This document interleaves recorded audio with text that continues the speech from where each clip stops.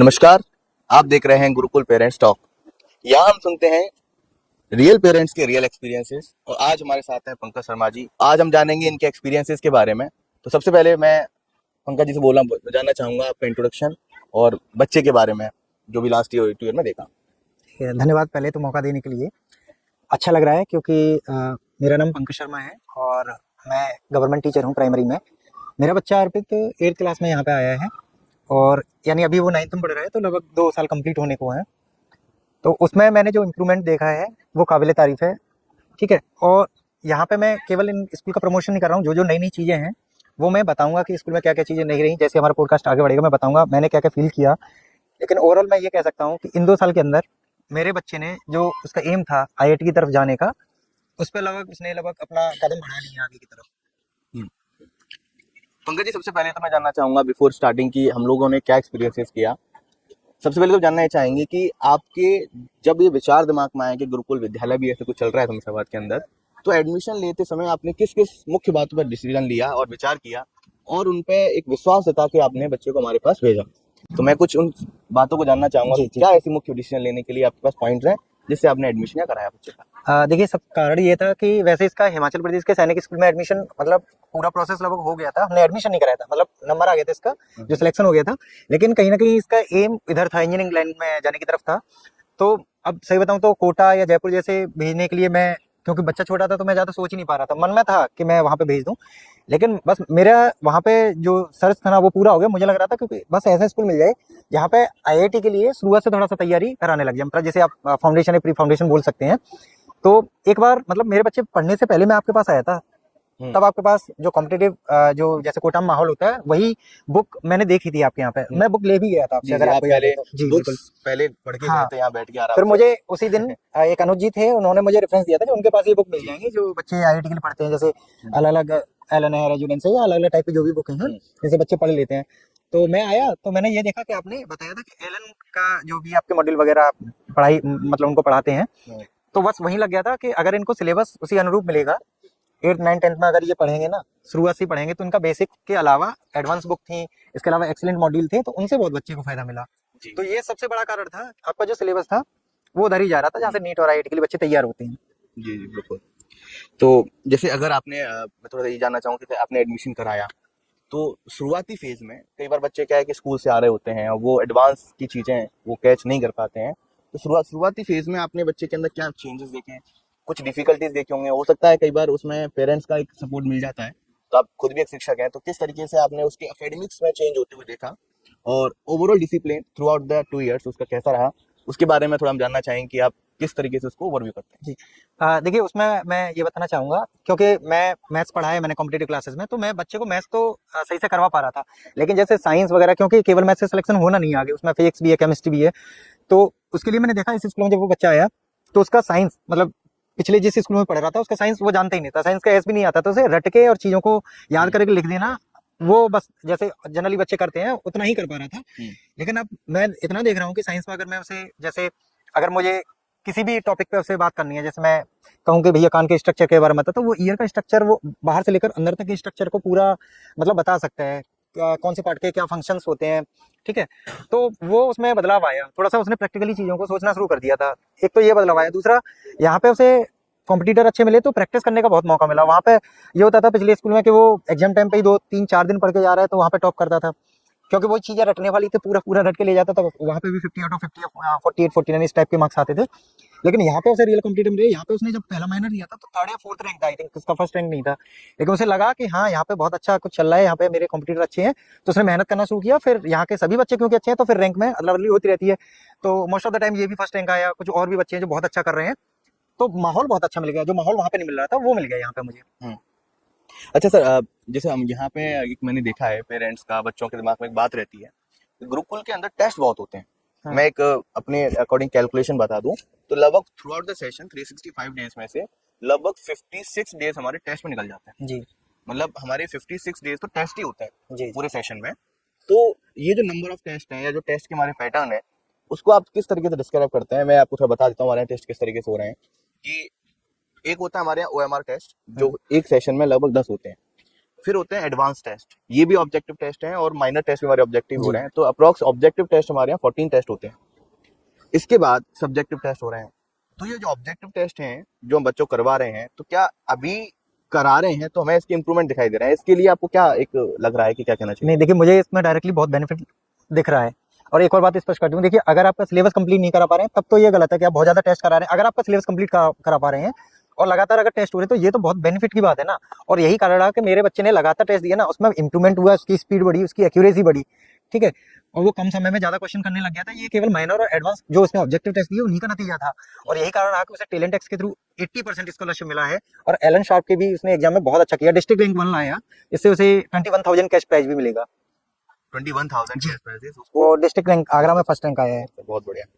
ये ऐसे अचीवमेंट सुनकर ना बड़ी अंदर से प्रसन्नता होती है कि अच्छा हमारे लगता है, बच्चे माँ बाप निकल को भी रहे यही हैं। चाहिए। हाँ, अभी रिसेंटली हमारे एक बच्चा हमें मिला और वो आयुष जैन मुर्शिदाबाद के ही हैं। जी। और अभी हमें मिस मिलते हैं, जब भी वो अपनी छुट्टियों में यहाँ आते हैं तो हमारे पास में आते हैं, विद्यालय में सभी टीचर से मिलते हैं क्योंकि पढ़े हुए हैं। हाँ हाँ।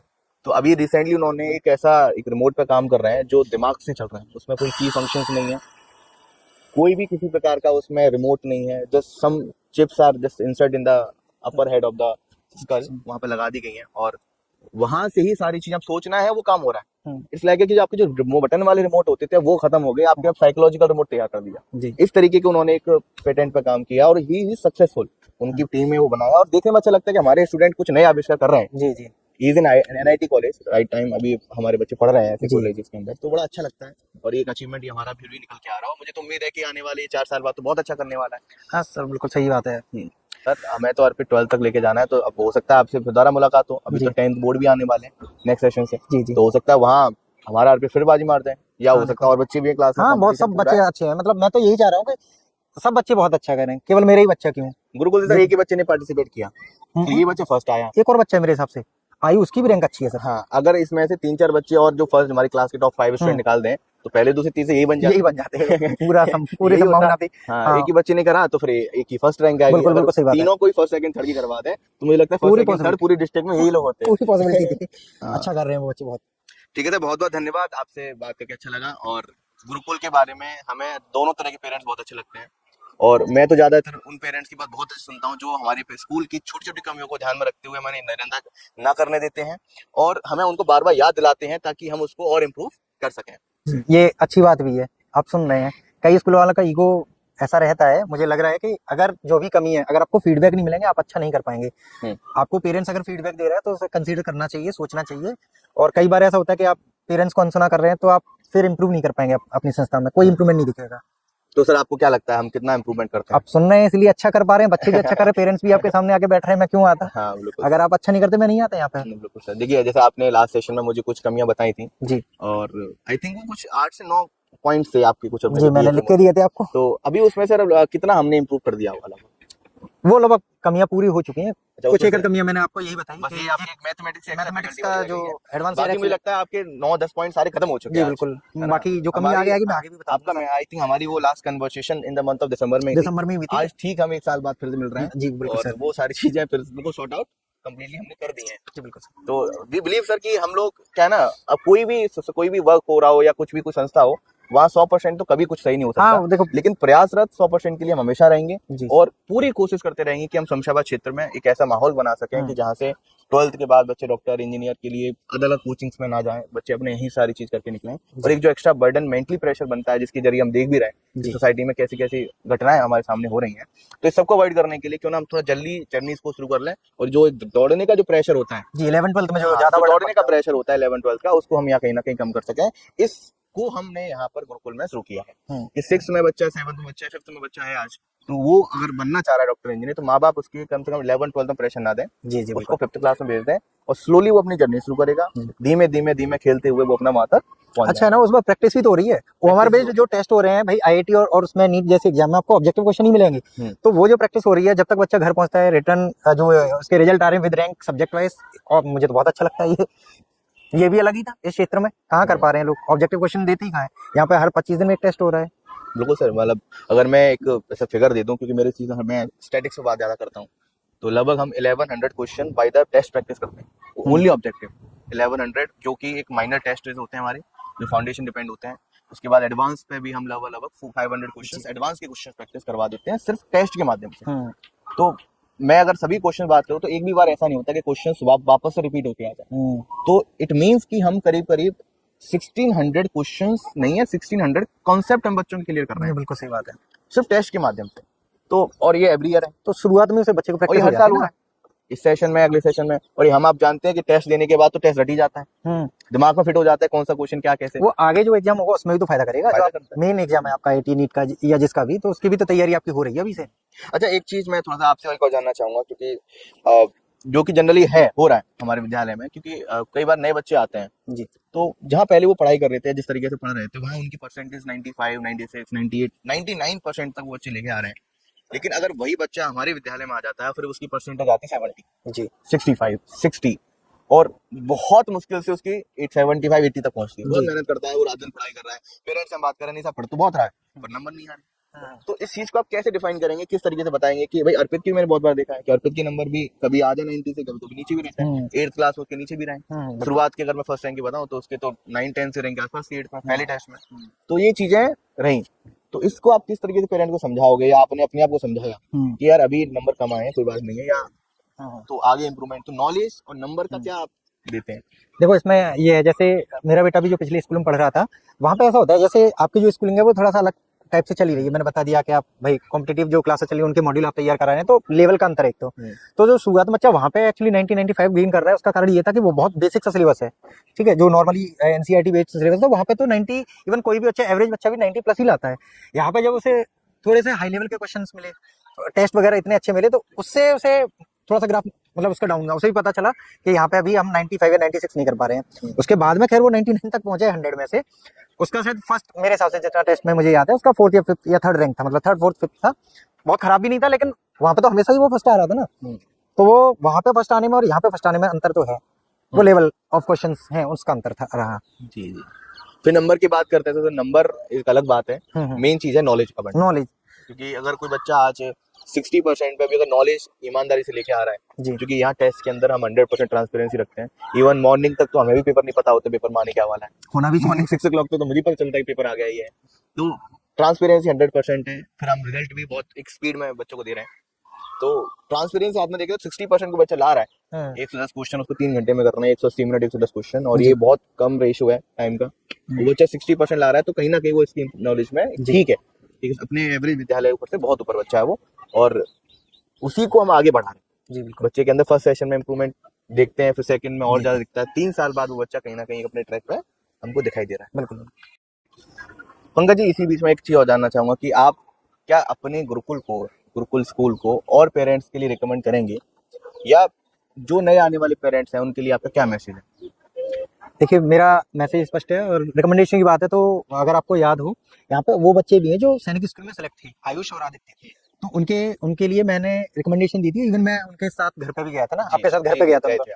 तो वो बच्चे भी आज यहाँ पे हैं, उनको खुद वो जो कि सिलेक्टेड थे सैनिक स्कूल में, उनको इंप्रूवमेंट दिख रहा है। उनके पिताजी से भी मेरी बात हुई, उनमें भी इंप्रूवमेंट दिख रहा है।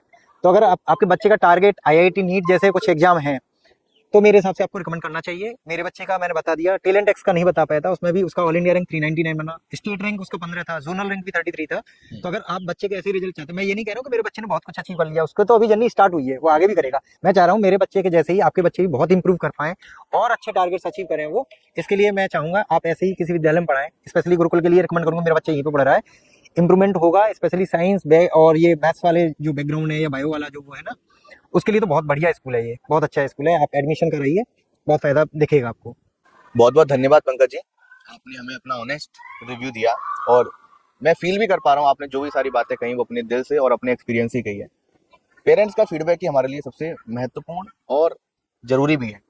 यही फीडबैक हमें मोटिवेट करता है कि हम आगे और अच्छा करें और अपनी मेहनत करें, और हम पूरी कोशिश यही कर रहे हैं कि आने वाले समय में हम गुरुकुल में कुछ और भी नई चीजें इंप्लीमेंट करेंगे जो कि आने वाले टेक्नोलॉजी से रिलेटेड रहेंगी जी। तो इसकी आशा करते हैं, और ऐसे अपना भरोसा बनाए रखें, और हम अपना पूरा 100% देने को तैयार हैं। धन्यवाद। धन्यवाद।